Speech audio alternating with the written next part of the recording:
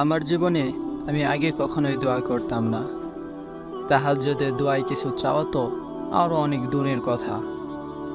তবে এই বোনের লেখাটা পড়ে আমি দোয়া করা শুরু করি, আর এখন আমি দোয়া কবুলের আনন্দেই বেশ ভালো আছি। সেই বোনের লেখাটা এমন ছিল: আমার এক বান্ধবীর কিছু বছর আগে বিয়ে হয়। বিয়ের 2 বছর অবধি বাচ্চা নেওয়ার চেষ্টা করছিল, তাও বাচ্চা হচ্ছিল না। শেষে ডাক্তারি পরীক্ষা করে জানতে পারে সে কখনোই মা হতে পারবে না, যার জন্য তার 2 বছরের সংসার বিষণ্ণ। ডিভোর্সের 1 বছর পর তাকে এক ছেলে পছন্দ করে এবং সব কিছু জেনে শুনেই সেই ছেলেটি তাকে বিয়ে করে। সে যে মা হতে পারবে না জেনেই সে ছেলেটি বিয়ে করেছে।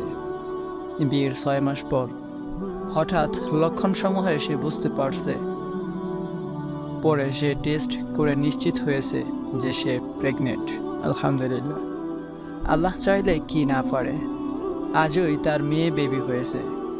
আজকে সে পোস্টে লিখেছে, তাহাজ্জুদ নামাজ এমন একটি শক্তিশালী নামাজ যেটা বান্দার ভাগ্য বদলে দিতে পারে। সে আরও লিখেছে, আমি জানতাম আমি মা হতে পারবো না, কিন্তু তবু আমি তাহাজ্জুদ নামাজ পড়ে আল্লাহ তাআলার কাছে এটাই চেয়েছি, আর আল্লাহ তাআলা আমাকে ফিরাই দেননি। আলহামদুলিল্লাহ।